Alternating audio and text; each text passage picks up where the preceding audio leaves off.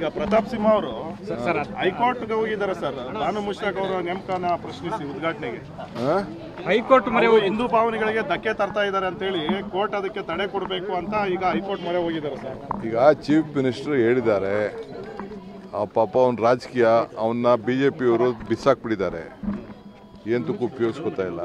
ನಾನು ಬದುಕಿದ್ದೀನಿ ಅಂತ ತೋರಿಸ್ಕೋಬೇಕು. ಪಾಪ ಹುಡುಗ ಪ್ರಯತ್ನ ಮಾಡ್ತಾ ಇದ್ದಾನೆ, ಮಾಡ್ಲಿ ಬಿಡಿ, ಅದು ಏನು ತೊಂದರೆ ಇದೆ. ಕೋರ್ಟ್ ಇದೆ, ಕೋರ್ಟ್ ಏನು ಹೇಳ್ತದೋ ಹಂಗೆ ಕೇಳೋಣ ಬಿಡಿ.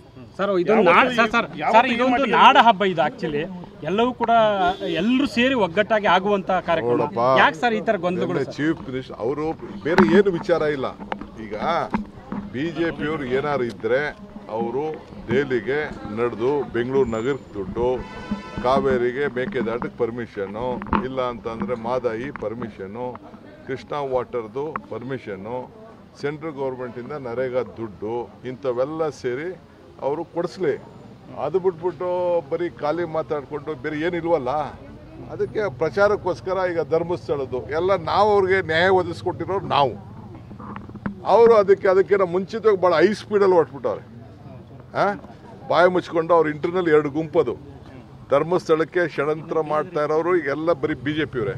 ಈಗ ಅವನು ಯಾರೋ ಬುರ್ಡೆ ಗಿರಾಕಿ ಇದಾನಲ್ಲ, ಯಾರವನು ಬಿಜೆಪಿ ಅಂತಾನೆ. ಅದನ್ನ ಬಿಜೆಪಿ ಅಂತ ಹೇಳ್ಕೊಳಕ್ ಅವ್ರ ಕೈಲಿ ಆಯ್ತಲ್ಲ. ಯಾರಾಗ್ಲಿ ಅವರೆಲ್ಲ ಬಿಜೆಪಿಯವರು, ಅವ್ರ ಹೆಸರುಗಳು ಬೇಡ, ಅವರೆಲ್ಲ ಬಿಜೆಪಿಯವರು. ತಾನು ಮೂಲ ಇದಕ್ಕೆ ಧರ್ಮಸ್ಥಳಕ್ಕೆ ಏನಾದ್ರು ಅವಮಾನ ಅನ್ಯಾಯ ಆಗಿದೆ ಅಂತಂದ್ರೆ ಎಲ್ಲ ಬಿಜೆಪಿಯ ಕಾರ್ಯಕರ್ತರು, ಆ ಸಂಘಟನೆಯಲ್ಲಿ ಇರೋಂಥವ್ರು ಎಲ್ಲ ಸೇರಿ, ಸರ್ ಬ್ಯಾಲೆಟ್ ಪೇಪರ್ ವಿಚಾರ ಇನ್ಕ್ಲೂಡಿಂಗ್ ಲೀಡರ್ಗಳು ಸೇರಿ